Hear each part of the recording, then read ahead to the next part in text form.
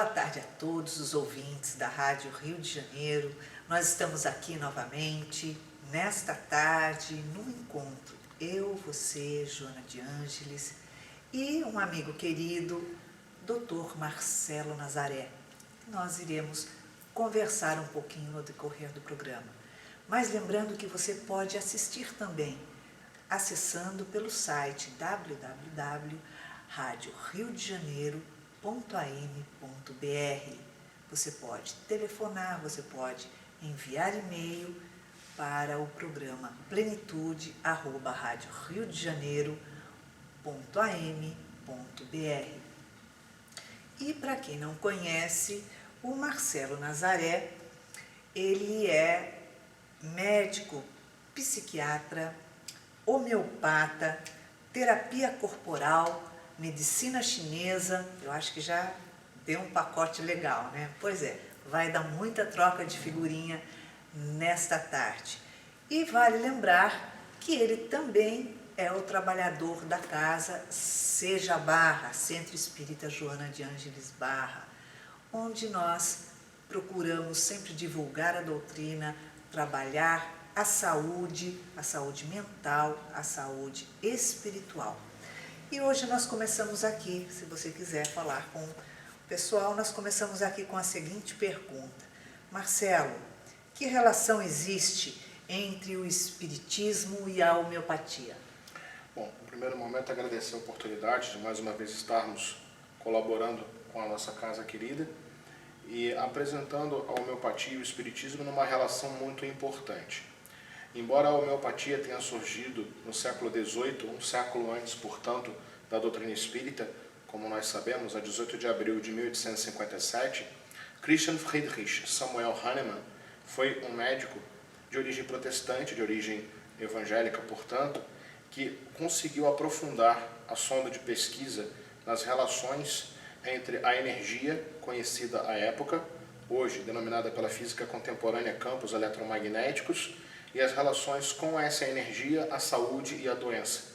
Foi uma criatura notável no campo de pesquisa, o grande pesquisador que conseguiu devassar o invisível dos nossos corpos, entender os mecanismos que realmente compõem a nossa saúde, que compõem a nossa doença, como organizam-se essas situações em nossa vida, e não somente nos seres humanos, mas em todos os seres sencientes, em toda a natureza, abrindo espaços para que nós aprendêssemos, enquanto encarnados, a manipular os fluidos que nos são endereçados pela divindade. A relação com o espiritismo está a partir do momento em que, no século XIX, Allan Kardec tem a ocasião de receber na Sociedade de Estudos Parisienses a presença de Hahnemann, espírito, deixando duas comunicações em especial, uma das quais nós encontraremos no Evangelho segundo o Espiritismo, cuidar do corpo e do espírito, quando Hahnemann vem engrossar as fileiras do espírito de verdade, trazendo o seu contributo das suas pesquisas para a divulgação da doutrina espírita. Mais adiante, com Chico Xavier e alguns pesquisadores como Hermínio Corrêa de Miranda, vamos encontrar a figura de Hahnemann sendo desnudada para nós como uma existência última na Terra do espírito que outrora foi Hipócrates de Cós, o criador da medicina grega que chegou até hoje, e de Paracelso, médico do século XIV, alquimista, que também trouxe grandes contributos para a medicina. Fantástico, fantástico. Puxa vida, como é bom a gente se aprofundar, conhecer um pouquinho mais, porque a gente sabe que a homeopatia, ela tem uma ligação muito forte com o espiritismo, né? E a gente sabe que tudo é manipulado através dos fluidos, do magnetismo, de tudo. Então a gente sabe também que a espiritualidade utiliza esse meio para as curas que as pessoas não entendem, né? Como acontecem. Mas você que trabalha profundamente nisso, pode falar até mais um pouquinho sobre isso. É interessante essa colocação, porque Hahnemann, como nós dissemos, é de origem protestante. Contudo, a época em que ele começou a estudar os escritos ingleses do Dr. Cullen, que falavam de alguns princípios medicinais, que o fizeram evocar os escritos de Hipócrates, ele próprio, quando ele descreve que os semelhantes curam os semelhantes, os iguais curam os iguais e os contrários curam os contrários, fez ele meditar principalmente no princípio da semelhança, similia similibus curantur, o semelhante cura o semelhante. Hahnemann teve a ocasião de fazer isso em termos de pesquisa empírica, em princípio, mas conseguiu demonstrar, junto dos estudos de toxicologia, as relações existentes entre algo que ele não sabia denominar, senão com o nome de energia, que era o que a física permitia à época, e a ciência da época. Estávamos ali no século XVIII, iniciando uma jornada dentro da física, e muitos dos conceitos não existiam. O que também vai acontecer com Kardec no século XIX, quando ele emprega a palavra fluido, hoje dentro da física contemporânea uma palavra desatualizada, mas era difícil para ambos, no século XVIII e no século XIX, descrever uma qualidade dos campos eletromagnéticos que a física não conhecia. E que, portanto, eles como cientistas não poderiam nominar, né, e denominar sem que houvesse um aparato científico próprio. Então, é curioso que tanto Hahnemann teve a ousadia de avançar e explicar os mecanismos da doença com um palavreado, com nomenclaturas que não existiam à sua época, da mesma forma que Allan Kardec sabiamente designou, como nós vemos na pergunta 88 do Livro dos Espíritos e das subsequentes, um invólucro semimaterial, ou seja, não é matéria como nós a conhecemos no século XIX, mas também não é uma coisa abstrata, como nós temos às vezes a ideia do espírito, né? Como sendo uma fumacinha, uma nuvem. E ele define perispírito como um invólucro semimaterial, porque não é matéria exatamente como nós concebemos com os nossos olhos mortais, mas tampouco é uma abstração da nossa inteligência. E mais adiante, com a física contemporânea, surgiu o termo quinto campo, ou biocampo, que define o campo eletromagnético, que nós, espíritas, chamamos de perispírito, e que Hahnemann não chamava nem de uma coisa nem de outra, mas que denominava como um fluxo da energia vital, que mantinha e sustentava a matéria. A gente observa que, inclusive, o Espiritismo, no século XIX, utiliza a nomenclatura do vitalismo, que era uma corrente de pensamento na biologia que explicava os fenômenos da vida através da energia vital, de um elan que mantinha a vida e sustentava a vida. E esse conceito já existia no século XVIII. Então, nós observamos um contínuo entre eles. Não que Hahnemann tenha a ver com o Espiritismo, porque ele tenha trazido uma doutrina religiosa à medicina. Mas Hahnemann encontrou a religiosidade, através da medicina, como uma consequência natural, a partir do momento em que ele descreve que o ser humano antecede aos seus órgãos e a ele sobrevive. Como pode, né?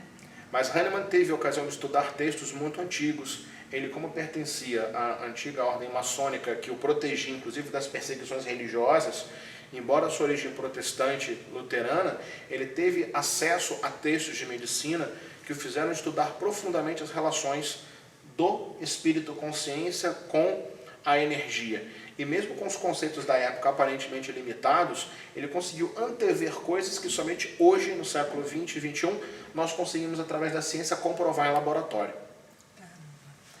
Imagina a luta, né, para, numa época, a pessoa chegar trazendo conceitos diferentes, falando de energias que tratam e curam, e nomenclaturas desconhecidas, né? Ou seja, desenvolvidas ali.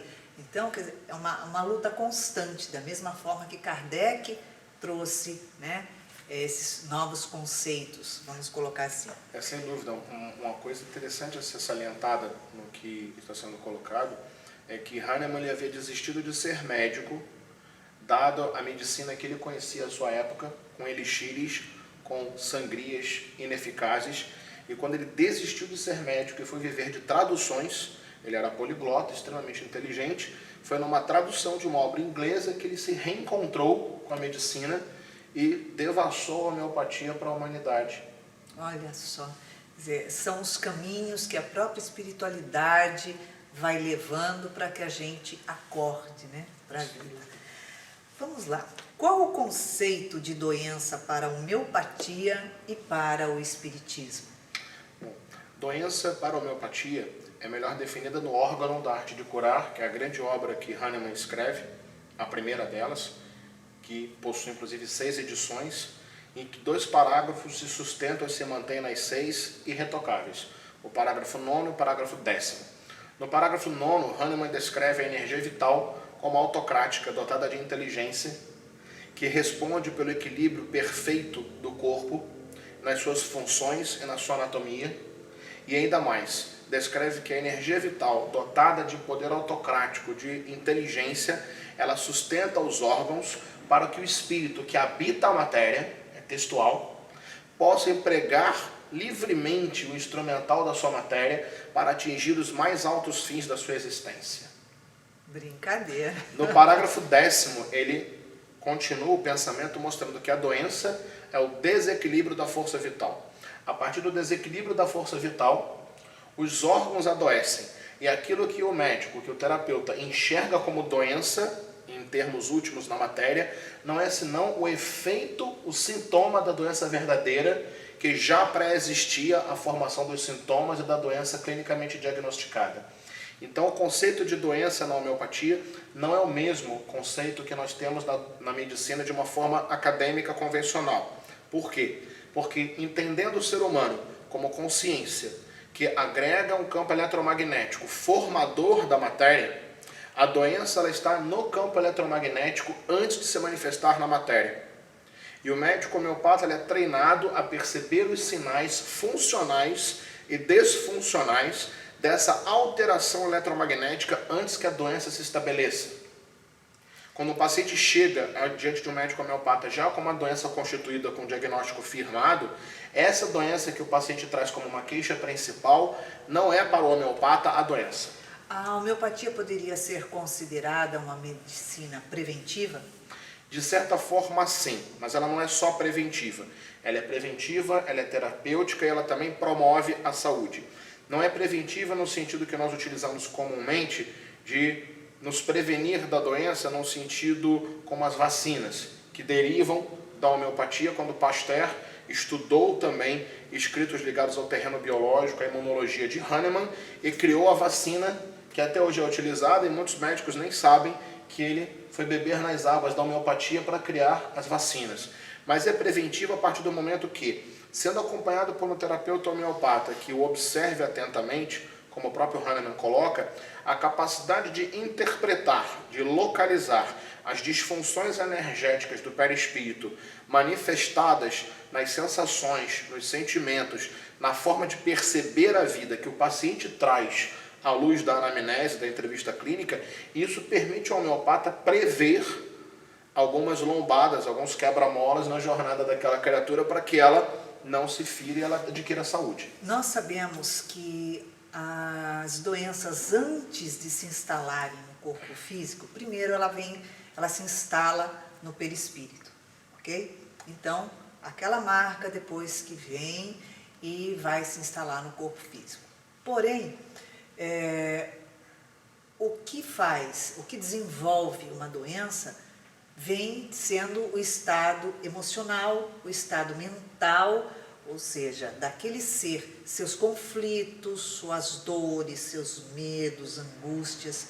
O que você diz sobre isso pela ótica da psiquiatria?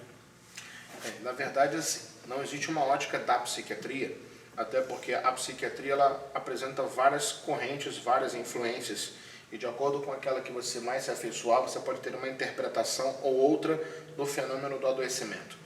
Mas o adoecimento ele é um fenômeno, antes de mais nada, um fenômeno de percepção. Quando o indivíduo tem alguma alteração na sua percepção da vida, na forma como enxerga a vida, ele coloca à frente da consciência dele uma lente. E enxergando a vida através dessa lente, ele naturalmente vai encaixar todas as imagens que ele é capaz de observar por essa lente. Então, em questões mais simples, se eu olho para a vida com os olhos sempre voltados para a carência emocional, se nada me satisfaz, se eu sempre desejo mais e mais e mais, seja em quaisquer terrenos, no alimentar, no afetivo, no trabalho, se eu tenho uma insatisfação e eu reencarno com essa questão dentro de mim, é natural que eu enxergue tudo aos olhos da insatisfação. Com certeza. Porque eu vou estar sempre buscando no mundo a confirmação da minha questão emocional. Eu gosto muito de evocar uma frase de Carl Gustav Jung, quando ele diz que aquilo que eu não enxergo dentro de mim, eu busco fora de mim e chamo isso de destino. Em outras palavras, eu sempre procuro no mundo a confirmação da minha neurose. Então, indivíduos que tiveram problemas nesta vida ou em outra vida e que foram marcados por questões de abandono, ou por questões de traição, às vezes dizem: eu sempre busco no meu relacionamento e sou traído, às vezes eu busco no trabalho e sou traído, porque se eles não encontram a traição para confirmar a neurose, isso os tira da zona de conforto. Exato. Aceitar a possibilidade de uma vida feliz também pode ser traumático, quando o indivíduo está tão acostumado a sofrer que ele não consegue sair desse foco. Porque ele vai sair da posição de vítima. Também, mas às vezes é difícil, não só a questão da vítima, às vezes é difícil porque o prazer pode ser tão assustador que a criatura teme se dissolver no prazer e perder a própria identidade. Então é muito engraçado, porque parece estranho, mas o indivíduo teme a dor, mas ele teme muito mais a plenitude e a felicidade, porque a felicidade é a grande desconhecida. A infelicidade é do domínio de todos, mas a felicidade é a grande desconhecida. E como desconhecida é aquela que mais provoca medo. Com certeza, porque as pessoas têm necessidade de viver aprisionada no seu campo de conforto, mesmo que seu campo de conforto ele seja de dor, de desavença, de desespero, de angústia, mas aquilo ele já conhece, então ele está acostumado a esse tipo de sofrimento, né? E o que impede muitas vezes ele de se movimentar e buscar a libertação desse sofrimento através da felicidade que está dentro dele. Então ele vai... São os ganhos secundários que nós chamamos muitas vezes na terapia, seja ela de qual natureza for, dentro da psicologia e da psiquiatria, o indivíduo possui ganhos secundários. Esses ganhos secundários geralmente estão associados ao indivíduo ter alguma zona de conforto, mesmo diante da dor, em que ele acaba preferindo manter a dor, que é conhecida, a se lançar num abismo de felicidade que ele absolutamente não conhece. Então, quando se trata de uma questão de doença, isso também acontece no terreno físico, numa gastrite, numa gripe, numa dengue, numa artrite reumatoide, no câncer, em várias doenças. Porque atrás da doença visível no nosso plano físico de domínio, existe uma doença real, causal a isto, que antecede a isso. E essa doença acontece primeiro não no perispírito, mas na consciência. Quando o indivíduo traz conflitos de existências passadas, ele acaba atraindo para si características mentomagnéticas que vão selecionar os genes do espermatozoide e do óvulo materno, que vão formar um corpo físico com características específicas para que ele possa carpir os conflitos que trouxe ao reencarnar. Então, muitas vezes nós dizemos que a doença é um misto de fatores, porque são fatores sociais, fatores familiares, fatores genéticos, biológicos, fatores espirituais, mas nos espirituais nós poderíamos incluir também os genéticos, porque a genética é influenciada pelos campos eletromagnéticos. Inclusive, sabe-se hoje, pela biologia mais aprofundada, que o nosso código genético muda a cada milionésimo de segundo. E que, na verdade, não é o código genético que sustenta a nossa forma tal como ela é, mas exatamente as interações eletromagnéticas do quinto campo, do biocampo, que é o que nós espíritas conhecemos como perispírito. Então, há muito que se aprofundar para entender esse mecanismo. A doença ela começa na consciência. Ela começa no momento em que o indivíduo conflita com a consciência, onde estão escritas as leis de Deus, como nos diz Kardec na questão 621 do Livro dos Espíritos. Quando o indivíduo colide com essa consciência, cria a culpa, cria o remorso, cria os mecanismos escapistas do ego, e nesse conflito perceptivo da realidade, ele começa a alterar o equilíbrio do seu perispírito, que degenera em doenças através das quais a dor surge para despertá-lo para o reencontro. Beleza, agora me diz uma coisa, você está dizendo que, de uma certa forma, nossos genes, né, nossa genética, ela vai mudando, né? Então, a pessoa pode ter a sua genética toda perfeita, seus genes, suas células, enfim, tudo perfeito direitinho. E através das suas emoções, ela desenvolver, por exemplo, uma doença, um câncer nas células do seu corpo ou do seu sistema sanguíneo, enfim. Você está dizendo que ela pode desenvolver, como ela poderia também, então, se curar? Com certeza. É uma colocação que às vezes parece ousada e alguns pacientes se sentem até mal quando escutam isso, porque eles acabam entendendo que eles são os culpados de gerar o câncer. E aí dizem, nossa, eu tenho câncer e você ainda está me dizendo que eu sou culpado por gerá-lo. E o objetivo não é colocar culpa, é fornecer responsabilidade, o que é absolutamente diferente. Libertar e responsabilizar. Etienne Guillet, que é um biólogo, geneticista francês, ele descreve em várias obras na França que o código genético de vegetais, de animais e dos seres humanos mudam a cada milionésimo de segundo. Ele conseguiu fazer pesquisas, inclusive comprovando o quinto campo na biologia, deixando claro, ele não pertence a nenhuma religião específica, inclusive a sua origem familiar é celta, ligado muito a questões de esoterismo, e apesar dele não estar afiliado a nenhuma religião específica, ele conseguiu levar para o laboratório a pesquisa do quinto campo, do perispírito, do corpo astral, como algumas seitas esotéricas denominam, e provou a manipulação do código genético por esse campo eletromagnético, mostrando que as atitudes mentais modificam esse campo eletromagnético. Mas nos Estados Unidos, por exemplo, a doutora Louise Hay, que hoje tem várias obras publicadas e possui a Hay House, que é uma instituição formativa de profissionais da área da saúde, a doutora Mona Lisa Schultz, que foi sua aluna, que é neurologista e que inclusive conseguiu comprovar num pós-doutorado a presença dos chakras, dos centros de força, sendo indexado na academia científica nos Estados Unidos. Ela comprovou através da utilização da força mental, das atitudes corretas, ela se curou em 3 meses de um câncer de ovário para o qual ela havia sido desenganada. O médico disse para ela que ela, se não operasse em 3 meses, ela estaria morta. Ela pediu 3 meses para se trabalhar interiormente, com alimentação saudável, com exercícios físicos e exercícios mentais, nos quais ela ancorava dentro dela o merecimento da libertação, o merecimento da paz. Nós sabemos que a cura verdadeira vai acontecer quando o indivíduo desencarnar, regressar ao plano espiritual como espírito imortal que é, e dotado do livre-arbítrio, da responsabilidade, da plenitude da consciência, ele se libertar completamente da necessidade da reencarnação. Essa é a cura definitiva que todos perseguimos, ainda sem alcançar. Com certeza. Porém, isso não invalida o alívio que os indivíduos podem se dar na matéria. Então, quando nós falamos de cura, estamos falando de alívio, mas também estamos falando de moratória. O indivíduo que possui um câncer, que possui uma outra doença degenerativa e que consegue se curar neste plano, ele está se oferecendo uma moratória. Em que sentido essa moratória? Ele possui uma prova ou uma expiação. Uma expiação caso ele não haja escolhido e sofra muito por isso. Uma prova caso ele haja escolhido isso e atravessado isso. Ou um acidente de percurso por invigilância, por atitudes negativas. Adquire a doença. Essa doença, teoricamente, o condena ao sofrimento crônico, degenerativo ou à morte. E o indivíduo consegue, por esse mecanismo, se autocurar. Ele se ofereceu uma moratória, porque a partir do momento em que ele consegue realizar essa transposição, ele opta em transformar a prova e expiação em missão. Eu não preciso evoluir pela dor. Eu posso me dar a liberdade para fazer mais pelo meu semelhante. Porque é muito melhor trabalhar do que sofrer. Com certeza. E você consegue evoluir mais trabalhando do que apenas resistindo à dor. Isso não invalida a resistência à dor, a resignação, o equilíbrio como fontes de elevação. Significa que você pode optar, ao invés de um trabalho resistente, a um trabalho motor, em realizar uma transformação. Então isso também é possível.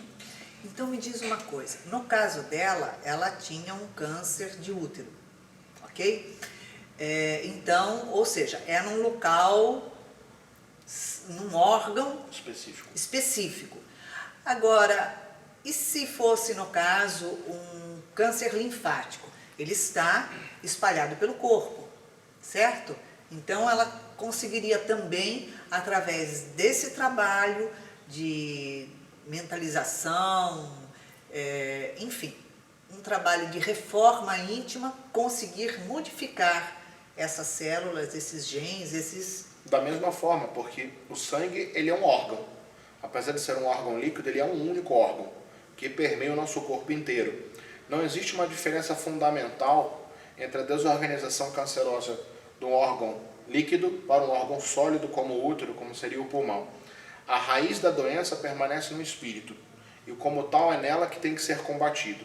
Mas quando nós observamos isso, temos que ter muito cuidado no pensar dessa questão. Por quê? Observamos no próprio Evangelho de Jesus, muitas pessoas que foram curadas por Jesus regressaram aos vícios que as fizeram adoecer. Outras pessoas perguntavam a Jesus se diante de um fenômeno de cura, quem havia pecado, se era aquela pessoa ou o antecessor dela, o antepassado, e muitas vezes ele dizia, ninguém pecou neste caso, Isso aconteceu para que se cumprisse a profecia da cura. Porque aquele indivíduo que ele estava merecia naquele momento aquela moratória. Então precisamos fazer um parênteses doutrinário para entendermos merecimento e necessidade. Nós merecemos, como filhos de Deus, a luz. Nós merecemos a plenitude. Merecemos tudo que é bom. Tudo aquilo que há de melhor no universo nos pertence. Como diz Joana de Ângeles, somos herdeiros de Deus. Exatamente. Ele criou o universo, enriqueceu a sua obra de sabedoria e beleza, colocando-nos por amor como parte integrante dessas maravilhas e facultando-nos fruí-las todas. Essa é a colocação de Joana, ela é profunda e ela é rica de sabedoria. Mas nós necessitamos atravessar por provas que são mecanismos pedagógicos da divindade, para que a justiça e a misericórdia se juntem na sabedoria da reencarnação, para que nós lapidemos a gema bruta e encontremos a joia latente dentro de nós. Para que isso se dê, é necessário que nós entendamos que a cura momentânea pode nos ser dada como prova, pode nos ser dada como missão. Essa moratória tem um preço. E nós deveremos entender que, quando ela se dá, não significa que Deus não deu isso ao outro, porque o outro é um desvalido. Certa ocasião, uma paciente falou para mim, eu não farei mamografia porque Deus não vai deixar eu ter câncer.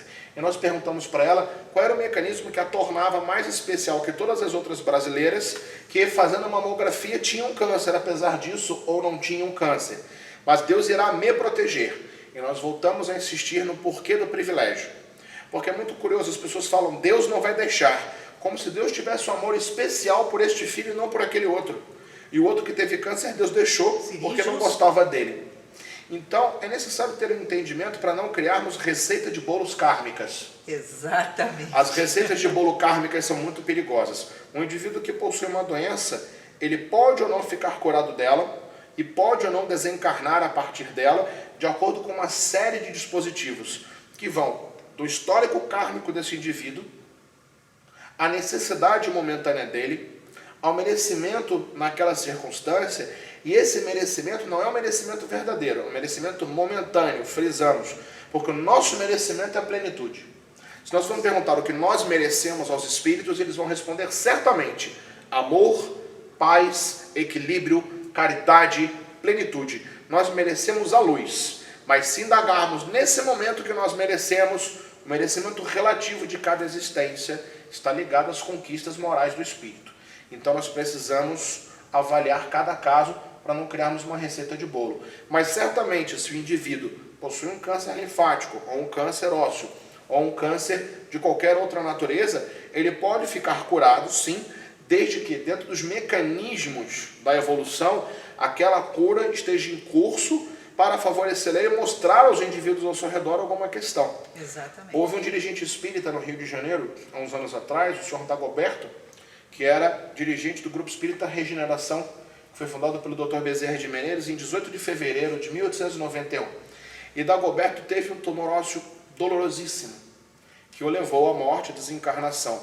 E nós nos recordamos dele, ele não ficou curado com a função mental dele, era um espírito de envergadura muito forte. E ele, quando estava tendo as dores mais intensas do câncer ósseo, era muito curioso no hospital que ele fazia, ele tomava as medicações que já não faziam efeito para a dor, e ele dizia aos visitantes, vocês aguardem um minutinho, porque eu preciso cantar um pouco, quando eu canto a minha dor passa. E ele cantava Quanta Luz, de Sinira Pinto, cantava outras músicas, adormecia cantando. E quando ele acordava, ele estava sem dor, mas ele tinha visitado alguns locais no plano espiritual, narrava para as pessoas. Quando as dores voltavam, ele falava, agora eu tenho que interromper um pouco o diálogo, que eu preciso voltar a orar mais um pouco. Orava, cantava, adormecia e voltava sem dor. Quanto esse espírito ensinou aos outros com o câncer? Com certeza. Se ele ficasse curado do câncer, pareceria um milagre. Mas que milagre não foi poder conviver com um espírito que diante de um câncer ósseo metastático apresentava aquela envergadura. Resignação, né? Ou como a irmã Dulce, junto de Divaldo, quando o Divaldo olhou para ela e ela disse que estava trabalhando, deitada na cama terminal. E ele mentalmente perguntou, como será que ela está trabalhando deitada numa cama? E ela dizia, quando eu inspiro eu falo, Deus seja louvado. Quando eu expiro eu falo, seja grato a Deus. Exatamente. E há pessoas que estão reclamando que quebraram uma unha. Exatamente por aí, né? Cada um com a sua capacidade de aguentar, de suportar ou resignar aceitando com amor aquilo que se é colocado, né? Nós temos um pouquinho que aprender. Como você falou de Divaldo, Divaldo é uma pessoa extremamente especial para mim, nós temos uma amizade muito grande, a gente se fala direto, ele é o cofundador da nossa casa, você sabe, mas eu sei que ele também é uma pessoa muito especial para você. Então fale alguma coisa. Falar do Divaldo é uma coisa complicada, né? É difícil quem não o conheça. Mas eu tive o prazer de conhecer Divaldo em 93, no Rio de Janeiro, numa palestra no Grupo Espírita André Luiz, na rua Jequitibá, 139, no bairro do Maracanã, São Cristóvão, fronteiriço. E a primeira palestra dele que nós assistimos foi em 1993. Já militávamos no movimento espírita ali há quase 3 anos. Estávamos começando a dirigir um grupo jovem numa casa espírita no antigo 12º Conselho Regional Espírita da USERJ, atual 12º CEL, e guardávamos várias dúvidas dentro de nós, porque portadores de mediunidade desde os 3 anos e meio, 4 anos de idade, em uma família católica, já havíamos passado por uma certa via crucis até conseguirmos ser quem conseguimos ser hoje. E estávamos no grupo aguardando a palestra, pressurosos, desde as 7 da manhã. Nós nem sabíamos quem era Divaldo, mas era curioso porque fomos no embalo junto com os outros jovens. Jovem aguenta mais, então a gente foi lá, 7 horas da manhã, madrugamos na fila, levamos sanduíches e às 4 horas da tarde entramos na casa para aguardar Divaldo. E aí ficamos das 4 horas da tarde até as 7, 7h30 da noite cantando vários hinos junto ao coral da casa, preparando o ambiente, uma emoção muito forte, quando subitamente nós vimos o Dr. Bezerra de Mendes adentrar o salão, e quando vimos ele adentrar o salão entramos em choque, porque como nós muitas vezes aprendemos de forma errada, alguns espíritos não podem ser vistos senão por determinados médiuns, porque eles são quase artistas globais. Então, nós, né, médium chinfrim, Zé Ninguém, de repente aparece um espírito, passa por nós, o que nos causou um choque, nós começamos a chorar. Em 5 segundos após, o Divaldo passou atrás. E aí nós entendemos que estamos em absoluto surto. Deveria tratar-se de um surto obsessivo, que não era possível, deveria ser um êxtase provocado pelo ambiente. E Divaldo falou naquela noite sobre a mediunidade.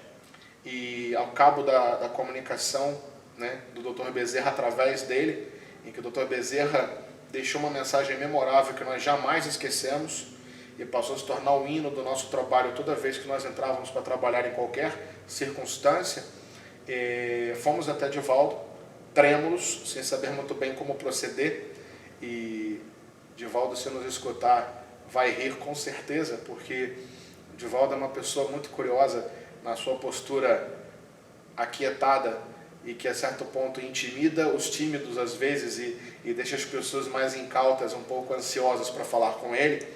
E nós nos aproximamos dele e falamos: Divaldo, eu estou vendo mesmo, uma impressão minha, porque a angústia era imensa, a sensação de desmerecimento daquela circunstância. E Divaldo olhou para nós, sorriu e disse: meu filho, relaxe, a dúvida é uma nuvem que obnubila a luz do sol, relaxe, espere e você verá. E aí voltamos com aquela resposta que, embora parecesse enigmática, ela deixava bem claro que a certeza tinha que estar dentro de mim e não na fala dele, que eu não podia esperar que ele me desse a certeza para que eu a tivesse. Em 94 nós o buscamos de novo para conversar e passávamos a conversar com ele pelo menos uma vez ao ano, nas vindas dele ao Rio de Janeiro, sempre envolto com muitas pessoas, mas sempre conversávamos com ele bastante, escrevíamos bastante, ele respondia as cartas, temos as cartas guardadas até hoje, em que ele nos ajudou a ter segurança na mediunidade, quando na verdade muitas pessoas, infelizmente, se colocam como fiscais da mediunidade alheia. É natural nas casas espíritas acontecer esse evento, que é natural do ser humano, não é uma questão do espiritismo, do movimento espírita, é uma questão da humanidade, de serem fiscais da conduta alheia. E nós jovens, com menos de 20 anos de idade, utilizando a faculdade mediúnica em trabalho, era natural que cada um dissesse uma coisa para a gente da sua própria experiência. E aí ele voltou até nós e disse: ouça Kardec, a sua própria consciência. Não siga ninguém, não vá para a direita, não vá para a esquerda, não vá para cima nem para baixo. Consulte Kardec e a sua consciência. E para piorar, a nossa circunstância, se é que eu posso falar, piorar, nós indagamos ele, mas sim, mas eu posso ter a certeza do que eu estou fazendo? E ele olhou muito sério para mim e disse, você sabe à saciedade o que fazer. Então nós abaixamos a cabeça, retiramos a insignificância e paramos para perguntar por ali que estava bom demais. As respostas dele são, não tem como. É um irmão muito amado, muito querido. Eu tenho o hábito de manhã sempre lembrar dele nas minhas orações. Nós oramos muito para pedir, né? O petitório é extenso.